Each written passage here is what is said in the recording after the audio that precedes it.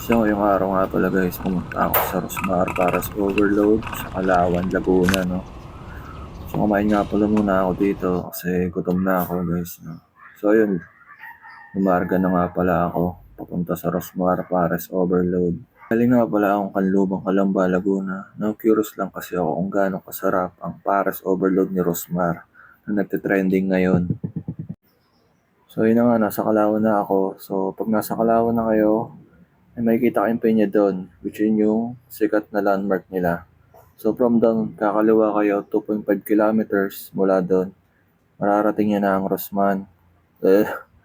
R Mansion ni Rosmar Pares Overload. So yun baybayin nyo lang yung left side na yan. So makikita nyo na dyan yung R Mansion ni Rosmar.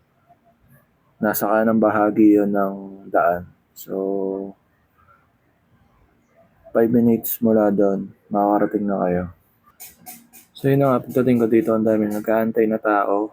So medyo mahaba na rin yung pila dito guys. So 10 AM pa yung bukas ng R Mansion. Yun na. Up.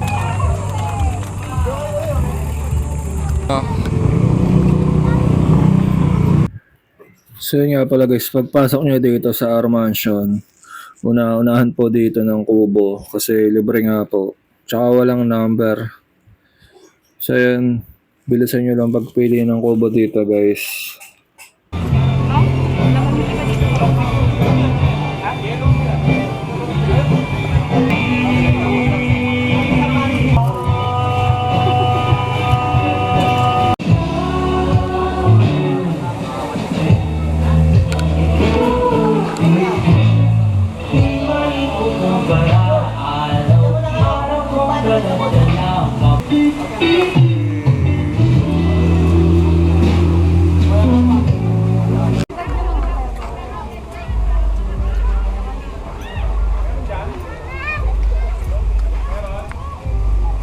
Masama po lasa.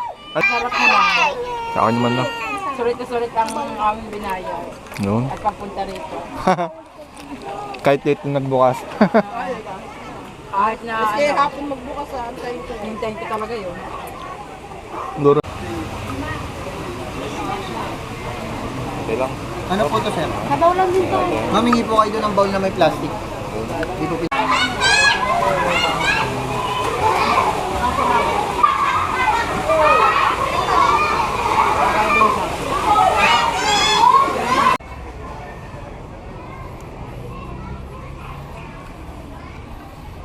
Yun, meron din pala dito sa loob. Meron din pala sa loob. Ito parang VIP. So meron din pala dito guys sa loob na ano. Grabe. Ang ganda. Kainan din sa loob. Yun, part ng parasan.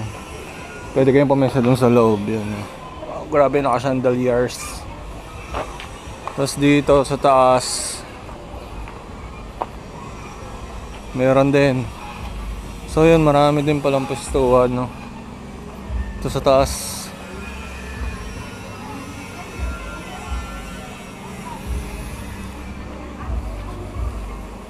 Halos kaya niya maka-accommodate ng mga siguro. Oh my god, haba na pala ng pila. Dito na pala yung pila. Ayun, mas okay nga agahan nyo pagpunta dito. Kasi ito na. Ang haba na ng pila. Yun. Haba na. Mas maganda agahan nyo. Kahit mga alas 7, nandito na kayo. Dito lang ito. Pila.